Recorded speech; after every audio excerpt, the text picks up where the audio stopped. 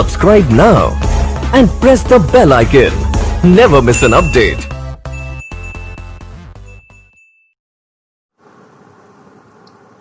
Good morning everyone.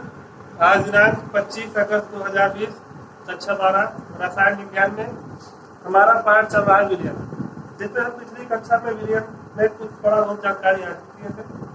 आज उसके आगे का पढ़ेंगे। आज हम पढ़ेंगे विलयन के गुण।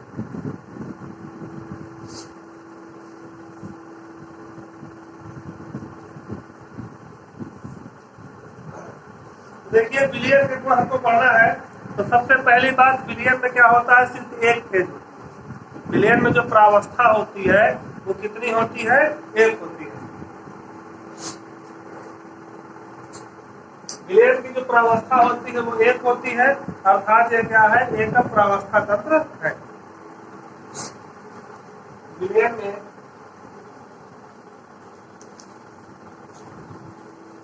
एक ही प्रावस्था होती है। प्रावस्था मतलब फेज।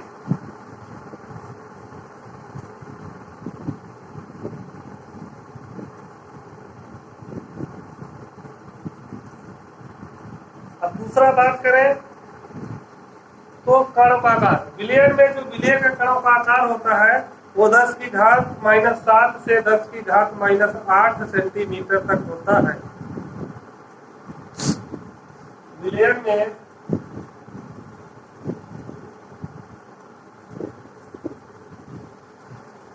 विलय का कणों का आकार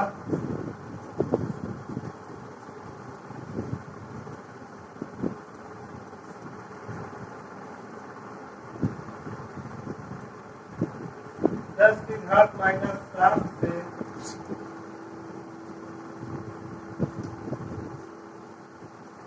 10 की घात -8 सेंटीमीटर, सेंटीमीटर को जरूर ध्यान दीजिएगा, तक होता है।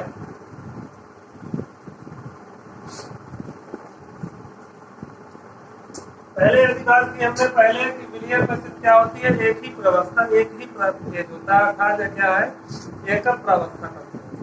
दूसरी बात करें विलयन में, विलय के कणों का आकार कितना होता है, 10 की घात -7 से 10 की घात -8 सेंटीमीटर तक होता है। कल भी हमने आपको पढ़ाया था कि विलयन में जो विलयन के जो घटक होते हैं, विलय और विलायक, उनको सामान्य भौतिक विधियों द्वारा अलग नहीं किया जा सकता है।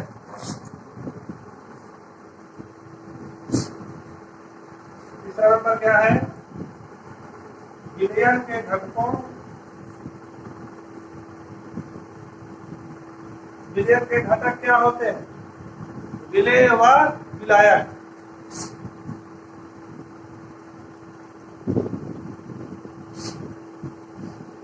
विलायक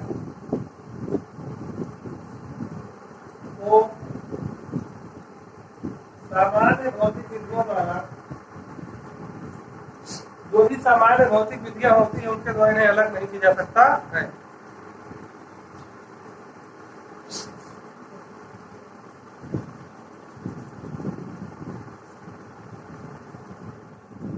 सामान्य भौतिक विधियों द्वारा अलग नहीं किया जा सकता है।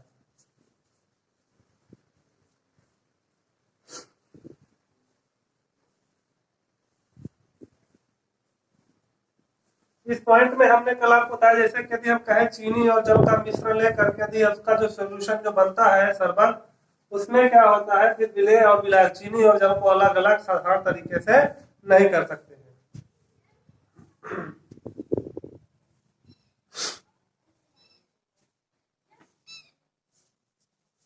चौथी बात है, जो विलयन के गुणधर्म होते हैं, विलयन के गुणधर्म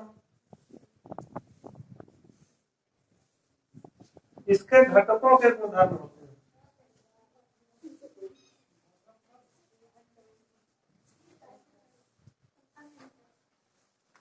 घटकों के गुणधर्म होते हैं।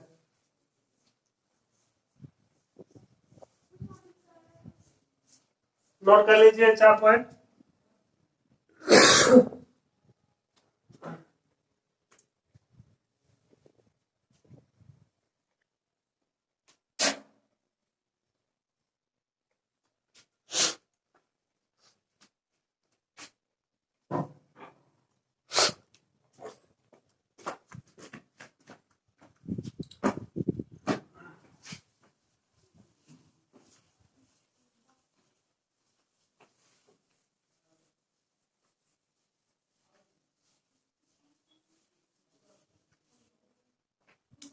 वही डाल लीजिए विलयनों के प्रकार।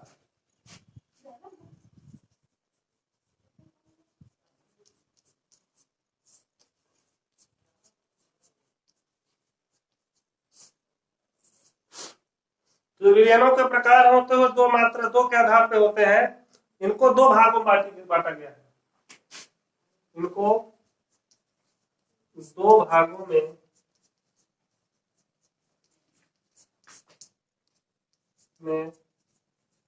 बांटा गया है।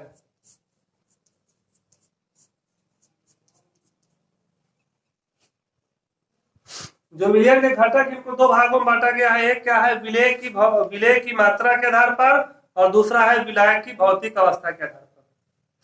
पहला नंबर है विलय की मात्रा के आधार पर। विलय की मात्रा के आधार पर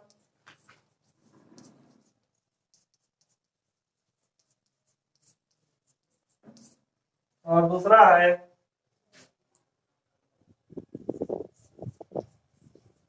विलायक की भौतिक अवस्था के आधार पर।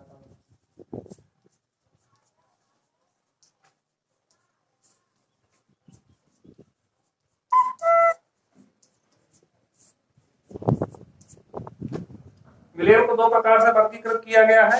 एक क्या है विलय की मात्रा के आधार पर, दूसरा क्या है विलय की भौतिक अवस्था के आधार पर। इसमें पहले वाले को पढ़ेंगे।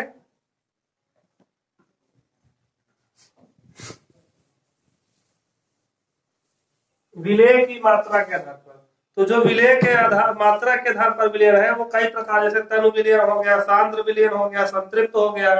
ये सब किसके आधार पर होते हैं? विलय की मात्रा के आधार पर।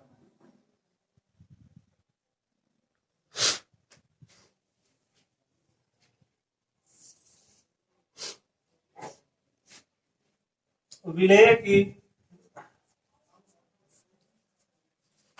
मात्रा के आधार पर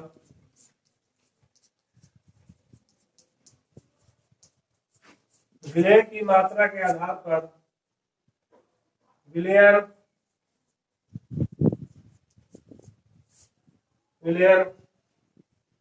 निम्न प्रकार के होते हैं।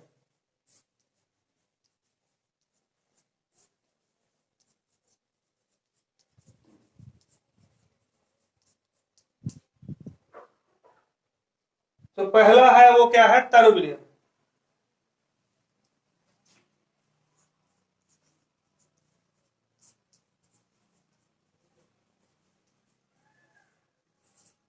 यहां तक नोट कर लीजिए पहले।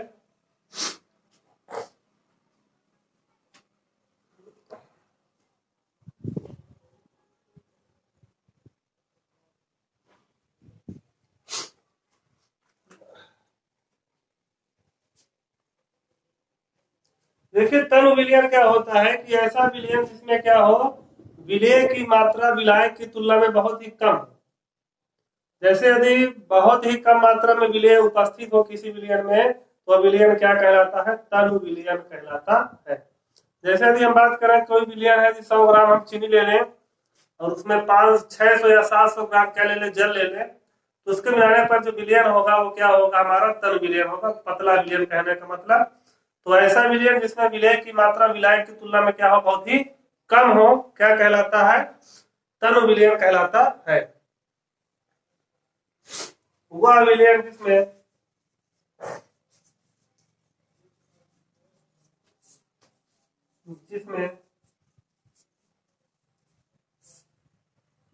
विलेय पदार्थ की मात्रा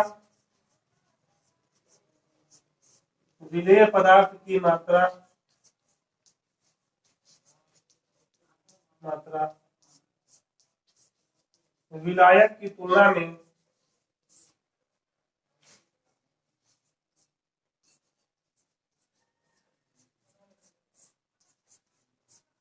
बहुत कम होती है।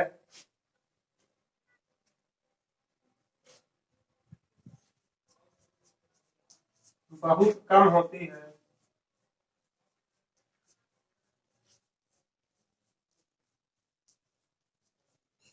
तनु विलयन कहलाता है। तनु विलयन कहलाता है।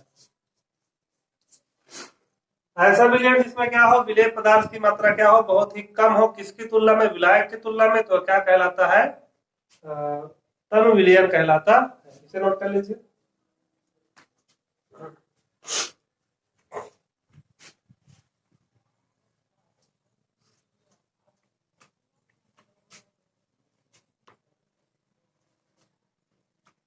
देखिए तनु विलयन तक हमने आज पढ़ा।